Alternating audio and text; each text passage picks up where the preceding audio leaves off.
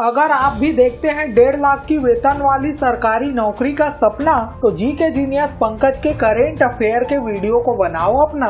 दोस्तों, आज मैं आप सभी के लिए लेकर आया हूँ 4 दिन मतलब 18, 19, 20 और 21 मार्च 2024 के करेंट अफेयर के इस वीडियो को। तो चलिए शुरू करते हैं। आज का पहला सवाल आप सभी के स्क्रीन पर है। हाल ही में चर्चे में रही महतारी वंदन योजना किस राज्य सरकार द्वारा शुरू की गई थी? ऑप्शन है बिहार, मध्य प्रदेश, असम या फिर छत्तीसगढ़। अगर आपको इस सवाल का सही जवाब पता हो तो हमारे कमेंट बॉक्स में इसका उत्तर जरूर बताइएगा, और अगर न भी पता हो तो तुक्का लगाइएगा।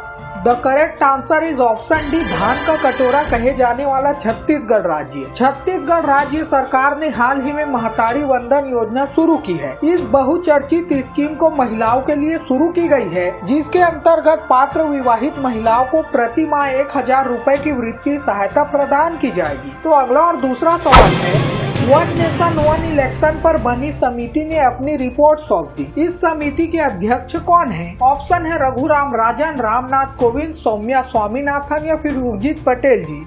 उत्तर है option B, Ramnath Kovind. One nation one election के लिए बनी समिति ने अपनी रिपोर्ट राष्ट्रपति द्रौपदी मुर्मू जी को सौंप दी। इस समिति का गठन पूर्व राष्ट्रपति रामनाथ कोविंद की अध्यक्षता में किया गया था। इस पैनल का गठन 2 सितंबर 2023 में किया गया था। पूर्व राष्ट्रपति कोविंद की अगुवाई में 8 मेंबर की कमेटी ने यह रिपोर्ट तैयार की है। समिति में पूर्व राष्ट्रपति के अलावा गृह मंत्री अमित शाह और पूर्व सांसद गुलाम नबी आजाद भी शामिल है। तो चलिए बढ़ते हैं अगले और तीसरे सवाल की तरफ।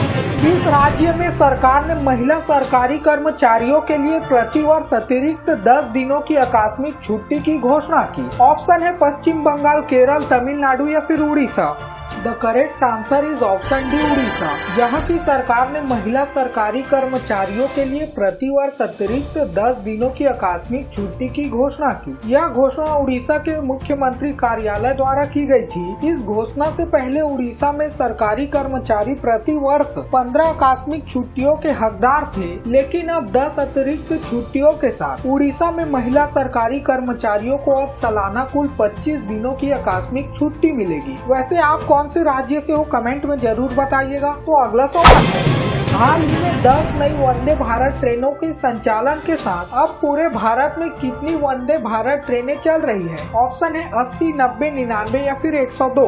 उत्तर है ऑप्शन डी, 102। हाल ही में अहमदाबाद में 10 नई वंदे भारत ट्रेनों को शामिल किए जाने के बाद अब पूरे भारत में कुल 102 वंदे भारत ट्रेनें चल रही है, जो देश के 250 से अधिक जिलों को कवर कर रही है। अब आखिर ये वंदे भारत ट्रेन क्या है? वंदे भारत एक स्वदेशी रूप से डिजाइन और निर्मित सेमी हाई स्पीड स्वचालित ट्रेन है। देश की पहली वंदे भारत एक्सप्रेस ट्रेन को फरवरी 2019 में नई दिल्ली, कानपुर, इलाहाबाद, वाराणसी मार्ग पर पीएम नरेंद्र मोदी द्वारा हरी झंडी दिखाई गई थी। तो अगला और 5वां सवाल है, मार्च 2024 में भारत शक्ति 3 सेवाओं का लाइव फायर और युद्ध अभ्यास कहाँ हुआ? ऑप्शन है नई दिल्ली, बेंगलुरु, पोखरण या फिर देवलाली में। उत्तर है ऑप्शन सी, पोखरण। स्वदेशी रक्षा उपकरणों का प्रदर्शन करने वाला भारत शक्ति अभ्यास राजस्थान के पोखरण शहर में शुरू हुआ। प्रधानमंत्री नरेंद्र मोदी ने अभ्यास देखने के लिए पोखरण का दौरा किया, जिसमें 3 सेनाओं में स्वदेशी रूप से निर्मित रक्षा उपकरणों की शक्ति पर प्रकाश डाला गया। अभ्यास में विभिन्न स्वदेशी हथियार प्रणालियों को प्रदर्शित किया गया, जिसमें T-90 टैंक, धनुष और सारंग गन सिस्टम, आकाश हथियार प्रणाली, लॉजिस्टिक ड्रोन, रोबोटिक खच्चर और मानव रहित हवाई वाहन शामिल है। इस अभ्यास का उद्देश्य मल्टी डोमेन संचालन में भारत की क्षमताओं को प्रदर्शित करना और आत्मनिर्भरता पहल के साथ तालमेल बिठाना है। तो अगला सवाल जानने से पहले अगर आपको करेंट अफेयर के साथ तालमेल बिठाना है तो इस वीडियो को लाइक और चैनल को सब्सक्राइब या फॉलो करके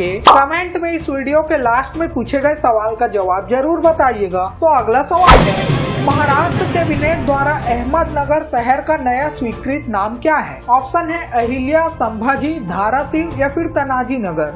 उत्तर है ऑप्शन ए, अहिल्या नगर। अहमदनगर का नाम बदलकर अहिल्या नगर रखा गया। महाराष्ट्र कैबिनेट ने नाम बदलने को मंजूरी भी दे दी। 2023 में महाराष्ट्र के मुख्यमंत्री एकनाथ शिंदे ने 18वीं सदी की प्रतिष्ठित मराठा रानी अहिल्याबाई होलकर के सम्मान में अहमदनगर शहर का नाम बदलकर अहिल्या नगर करने की घोषणा की थी। यह घोषणा अहिल्याबाई होलकर की 258वीं जयंती पर की गई। तो अगला और 7वां सवाल आप सभी के स्क्रीन पर है। वर्ष 2023 के लिए कितने लेखकों को साहित्य अकादमी पुरस्कार से सम्मानित किया गया? ऑप्शन है 10, 15, 20 या फिर 24। The correct answer is option D 24। 24 लेखकों को 2023 के साहित्य अकादमी पुरस्कार से सम्मानित किया गया। अंग्रेजी लेखिका नीलम शरण गौड़ और हिंदी उपन्यासकार संजीव सहित 24 लेखकों को 2023 का साहित्य अकादमी पुरस्कार मिला। यह पुरस्कार समारोह साहित्योत्सव में राष्ट्रीय साहित्य अकादमी की 70वीं वर्षगांठ समारोह के साथ मनाया गया। लेखकों और कवियों को एक ताबूक के रूप में पुरस्कार मिला, जिसमें एक उत्कीर्ण तांबे की पट्टिका, एक शॉल और 1 लाख रुपए की राशि शामिल थी। नए चुनाव आयुक्त के रूप में किसे नियुक्त किया गया है? ऑप्शन है सुखबीर सिंधु, ज्ञानेश कुमार, राजीव सिन्हा या फिर सुखबीर सिंधु और ज्ञानेश कुमार दोनों को। The correct answer is option D. Lok Sabha चुनाव से पहले पूर्व नौकरशाह सुखबीर सिंह सिंधु और ज्ञानेश कुमार को नए चुनाव आयुक्त के तौर पर चुना गया है। बता दें कि पीएम मोदी के नेतृत्व वाली समिति ने इन नामों पर मुहर लगाई है। लोकसभा में कांग्रेस के नेता अधीर रंजन चौधरी ने भी इस चयन प्रक्रिया में हिस्सा लिया। चयन समिति की सिफारिश के आधार पर राष्ट्रपति द्रौपदी मुर्मू जी निर्वाचन आयोग के दोनों सदस्यों की नियुक्ति करेंगी। मार्च 2024 में उत्तर प्रदेश सरकार द्वारा मुख्य सूचना आयुक्त के रूप में किसे नियुक्त किया गया है? ऑप्शन है राजकुमार विश्वकर्मा, राजेश शर्मा, राकेश कुमार या फिर राहुल वर्मा जी को। उत्तर है ऑप्शन है राजकुमार विश्वकर्मा। उत्तर प्रदेश सरकार ने पूर्व कार्यवाहक पुलिस महानिदेशक मतलब डीजीपी राजकुमार विश्वकर्मा को राज्य का मुख्य सूचना आयुक्त नियुक्त किया है। 1988 बैच के भारतीय पुलिस सेवा आईपीएस अधिकारी राजकुमार विश्वकर्मा 2023 में सेवा से सेवानिवृत्त हुए। इसके साथ ही उत्तर प्रदेश सरकार ने 10 सूचना आयुक्तों की भी नियुक्ति की, जिनके नाम अगर आप पढ़ना चाहे तो इस वीडियो को रोककर पढ़ सकते हैं। तो चलिए बढ़ते हैं अगले सवाल की तरफ। वुमेन प्रीमियर लीग मतलब WPL 2024 में 6 विकेट लेने वाली पहली खिलाड़ी एलिसे पेरी किस देश से है? ऑप्शन है न्यूजीलैंड, इंग्लैंड, ऑस्ट्रेलिया या फिर दक्षिण Africa. The correct answer is option C Australia. Royal Challengers Bangalore की ऑलराउंडर एलिसे पेरी महिला प्रीमियर लीग के इतिहास में 6 विकेट लेने वाली पहली खिलाड़ी बन गई। एलिसे पेरी ने खेल पर महत्वपूर्ण प्रभाव डालते हुए अपने 4 ओवरों में सिर्फ 16 रन देकर 6 विकेट लिए। उनके प्रदर्शन ने प्रतियोगिता के इतिहास में सर्वश्रेष्ठ गेंदबाजी आंकड़े दर्ज किए और वह लीग में एक ही मैच में 6 विकेट लेने वाली पहली क्रिकेटर बन गई। तो अगला सवाल है,